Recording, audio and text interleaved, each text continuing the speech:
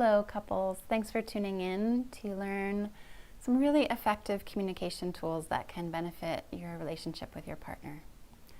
And I want to just say and suggest that one of the most essential ingredients to effective communication is listening. Paul Tillich says, the first labor of love is to listen. So there will naturally be different views. There will be unpleasant emotional states. There will be times when one partner is very upset at the other partner. There will be times when one partner just had a really rough day and it's going to be hard for the other partner to listen. That's going to happen. So it's really useful when things go dark. What do I do now? It's dark here, I can't see. It's helpful to have a tool. So this is going to be like a flashlight that you can turn on when things go dark. And this flashlight that I want to give you is called tracking. So in tracking, I like to think about it like a naturalist out in nature tracking a deer in the snow. So how do you track a deer? You look at their footprints in the snow, and then you follow in those footprints, and you make yourself quiet so that you don't scare the deer away, so that eventually you can come into deeper contact with this deer and be with this deer. So that's what helps when we're listening to our partner, when they're agitated, overwhelmed, even angry at us, especially when they're angry at us, because that's going to be the hardest time for us to listen. We're going to feel like we want to defend ourselves. We're going to think they're ridiculous. We're going to think, this is too much. I can't think right now. So when our partner goes dark and starts reacting, it's going to be all too easy for us to go dark too. So we can turn on this flashlight, this tool of tracking, and we can remember this visual of tracking in the footsteps, making ourselves quiet and calm, and just reflecting back what we hear our partner saying. Helping them, as Dan Siegel says, to feel felt by us. If our partner can feel felt by us, even if we don't agree with what they're saying, even if they know we don't agree with what we're saying, but we can transmit a sense that we understand them, we get them, we feel them, then it will settle their system. Maybe not at first. Maybe at first they'll get more agitated because they're going to need to offload some tension about this. But if we can stay connected and keep reflecting back what we're hearing, keep tracking what we're hearing them say, it will settle their systems. Because to feel deeply understood is one of our most basic needs. And it meets our basic need of connection. It also meets a basic need of emotional safety. So it's a powerful tool, as simple as it is. So how do you track? What is tracking, Jackie? Great question. I like to say that tracking is basically reciting a poem. And the title of the poem is So You, ... And each verse of the poem starts with so you. So you. So you think ... So you feel ... So what you really want is ... So you'd love it if ... So you. So you. So you. It's really that simple, but it's not easy. So some of the basic ideas here are that we're going to be using the pronoun you as much as possible and remove the pronoun I or me. Hopefully altogether, but definitely as much as possible. And anytime we refer to ourselves, we're going to refer to ourselves in the passive voice. And this is because attacks are coming at us. And if we bring ourselves into it, we kind of get hooked in the content, and we will naturally want to defend ourselves from this attack and this criticism and this blame. So what's more helpful and settling for our own brains, so we can truly be there with this person, kind of like holding up a mirror and just saying, so this is how you feel, this is what you want. So if the person coming at us says, you always leave the socks on the floor, you never pick them up, I might say, so you really wish that the socks could be picked up regularly, on a daily basis. Yes, that's what I want. You're always leaving them there. I hate it when you do that. You really don't like it when the socks are left there. So I'm empathizing deeply, but I'm removing myself from the picture. And I'm just reflecting back this person's experience out there. This is really hard to do when someone's inflamed and agitated like that, because our limbic brain, our emotional brain is saying, warning, warning, code red, can't think, must leave, must attack. So to have this flashlight tool of tracking can be helpful, but it will take practice. It will feel awkward at first. If both of you can watch this video, then you can at least know they're reciting the So You poem, and that means they're trying. They're trying their best. And that goes a long way when you both know that this is going on. If one person doesn't know this is what you're doing, it doesn't help quite as much, I found. But my husband and I have been practicing this from before we were married, and it transformed our relationship early on in our togetherness as a couple. And each time I saw my husband attempting to track me, it made such a difference inside my mind and heart. He's really trying. He's picking up this tool and using it. How sweet. So even though it was awkward at first and messy at first and not quite accurate at first, it didn't matter. What mattered was that we were trying. That's growth mindset, right? Not fixed mindset. He needed to be perfect right away. It was not going to work. But as long as we're trying and growing together, it's awesome. That's all we need. And the more we practiced this, the more natural it became. And for us now, it's second nature. So just going back to this, yes, it's going to be awkward at first. It's going to feel uncomfortable. But please, I really encourage you, if this is resonating with you, just practice. And if one of you forgets to track, then the agitated person can say, please track me now. Or please use the So You poem now. Right? And then that will clue the other person in, oh yeah, I need to pick up my flashlight, turn on the light, and track. So it's also helpful to empathize with the other person's experience, even if you don't agree with it, even if you think it's ridiculous. Really put yourself in their shoes, as this is their experience. You know, even if it's so far from what you think is reality, this is their nightmare that they're living. Put yourself in their shoes and feel that world, what that world's like. Oh man, it must be awful to feel like you're not heard. So you really wish you were heard, and you don't feel like you're ever heard, and that this ever happens, this thing that you're wanting to happen, right? Another thing that you can do is be mindful of dropping your voice down at the end of the sentence. So instead of saying, so you wish the socks would be picked up, you know, with some agitation and tone in the voice, and it's an upward or it's kind of like a question, it's not going to be as effective for the limbic brain of the other person, for the emotional brain, for the brain that detects whether or not this is safe, emotional safety in this case. So if we drop down our voice at the end of the sentence, it has a much different experience, a much different nonverbal message like this. So you'd really like the socks to be picked up, and you really feel unheard when they're not. Right? That's conveying understanding. And then, of course, if you're feeling triggered or you're feeling overwhelmed, you can communicate that. Calmly take ownership of your experience. You know, I'm noticing I'm starting to get triggered. I know this won't go well if I'm in a triggered state. I'd like to be able to listen. So let's take a 10-minute break or a 30-minute break, however long you need, and check back in and see if I'm still triggered or not. Because this won't go well if I'm triggered. You can take a little break and agree to take a break ahead of time. I would recommend signing a contract ahead of time and saying, you know, this is the code word we'll use if one of us is triggered, because when we're triggered, we can't really think well or articulate well, and it's hard to grab all of those words in a thoughtful manner when you're triggered. So it's helpful to just have a code word. Could be code red.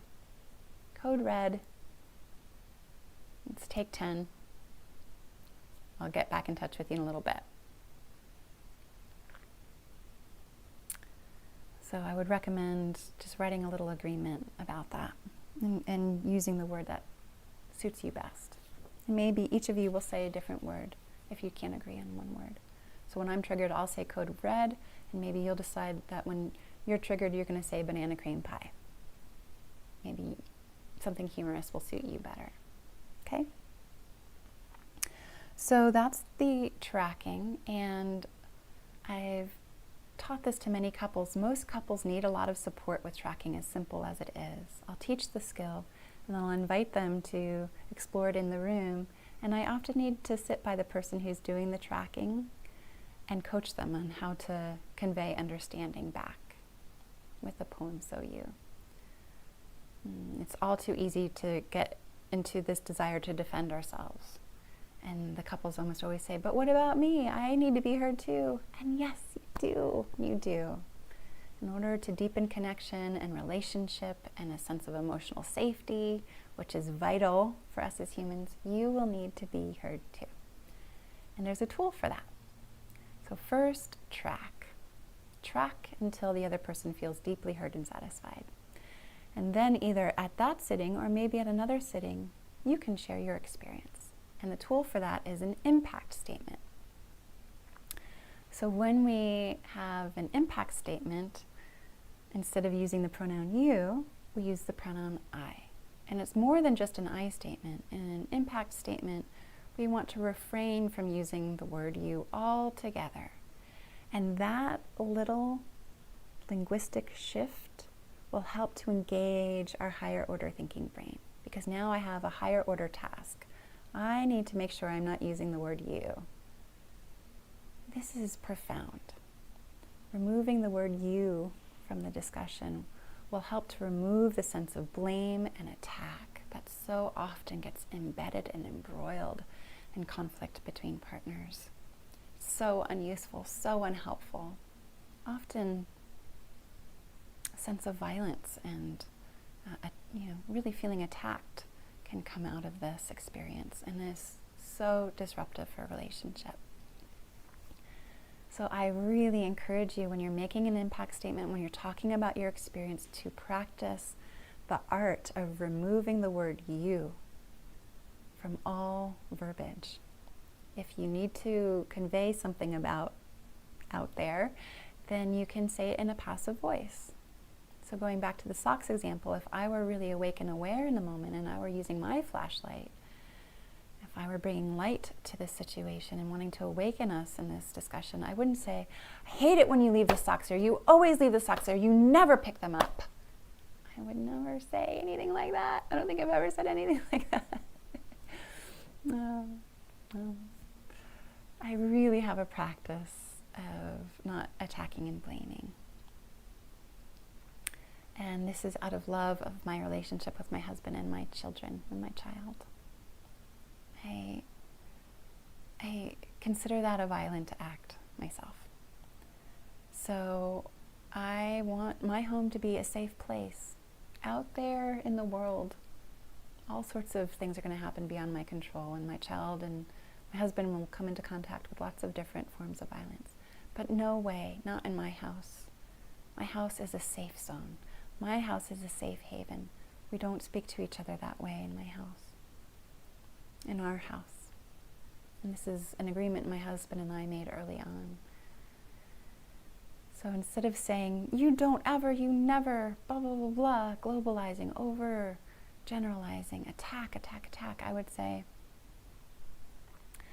I'm noticing that the socks were left on the floor again. So just non-judgmental naming of what I see. Non-judgmental, objective stating of the facts. So I'm noticing that the socks were left on the floor. When I see the socks left on the floor, after I've made it very clear that I'd like the socks to be picked up, I feel unheard. And I feel a sense of disrespect, like I'm not being respected. And then when it happens again and again, I start to feel powerless and stuck, and I don't know what to do. Right? So now I'm opening a window to myself and my experience. And I'm letting my partner see into me. And probably what they're seeing, what I'm sharing with them, has a lot more to do with me and my history and my past than my partner. I found this again and again, that when people can really open themselves up and speak honestly and thoughtfully and with tenderness about what's happening inside of them without attacking the other person, looking within, then those themes come up from our earlier lives. And they get touched by the other person. Certainly having socks left on the floor, again and again and again, is going to be stimulated and triggered. That's the current stimulus, but the current stimulus is it's stimulating an older wound. Not everyone would get triggered by that. So if I'm getting triggered by that, it's because I have an older wound there, perhaps about feeling unheard, perhaps about feeling disrespected. And I can then, feeling a sense of safety and understanding from my partner who's tracking me, hopefully very well, I can soften to look within more deeply about that. And this reminds me of these times. So one of my teachers said, it's kind of like this. We walk around in life with these old wounds that can't be seen. So imagine that I fell off and I broke my collarbone, and they don't have a cast for a collarbone, right? So it's still healing, and I'm kind of holding my arm like this, and someone comes up and says, hey, Jackie, how you doing? And I'm like, ow, why did you do that? And the other person's like, what do you mean? I'm just saying hi, right? So the other person could think, well, it's just socks, so what's the big deal here, But if there's a wound there, you're touching that older wound, there's going to be an inflamed response. So with impact statements, even though there's an inflamed response, even though I'm getting triggered, I'm going to work hard to manage my response so I don't just lash out at the people I love. Out of care for them, out of care for our relationship, I'm going to make sure to refrain from attacking and pointing my finger. One of my teachers says that when you point your finger at someone, notice that you have 3 fingers pointing back at you. So I'm going to focus on the 3 fingers pointing back at me. I'm going to share what this is like for me, what's happening inside of me. We don't have control over how the other person's going to respond. The other person still might feel triggered by our impact statements. They still might feel attacked, even though we're working hard not to attack. But if both of you know about these tools, it's less likely that that will be the case. It's more likely that the person who's receiving the impact statement will be thinking, okay, she's trying, or okay, he's trying. I can track. So when someone gives you an impact statement, what do? You track. So if I were tracking that, I might say, again, so you really don't like it when the socks are left on the floor, and it's been hard for you that you've asked several times and it keeps happening, and you feel really disrespected and unheard, and that might be a tender place for you that's getting touched, right? So if there's an impact statement coming at you and you recognize your partner is withholding the yous and the blames and is really opening themselves up, it's an opportunity to track in order to deepen the opening. One of my teachers says, intimacy is into me see. So when you make an impact statement and allowing someone to track you, you are deepening intimacy. It's a gift. It's like opening the kimono. And many women that I've worked with, hundreds of women, say, I can't open my kimono to sex, to physical connection with my partner until I feel safe emotionally. I think that it's the porcupine, I'm not sure exactly, but I think it's an animal like the porcupine or the porcupine itself that when they mate, the male will kind of rub the female's eyes and head for a while to soften and relax her, and then he'll go around and look and see if the quills around her sexual organs have relaxed. And if not, he'll come back around to the face and rub her face or her head. And I'll go back and check and make sure that everything's relaxed back there, and if not, he'll come back again. So it's kind of like that process. the rubbing of the head for women is often the tracking of her emotional life, the reflecting back of her inner self. And when she can get that more regularly, she tends to want to open her kimono to let you in. And this is very overgeneralized. Sometimes this is opposite. For some couples, the male is wanting more emotional intimacy and the female is saying, come on, where's the physical? Where's the sex? I want more sex. So in that case, the female can practice rubbing the head, can practice deepening emotional intimacy, tracking their partner more. And then maybe the male will be more open to engaging in sexual intimacy or finding out what it is that he's needing. So I hope this was useful.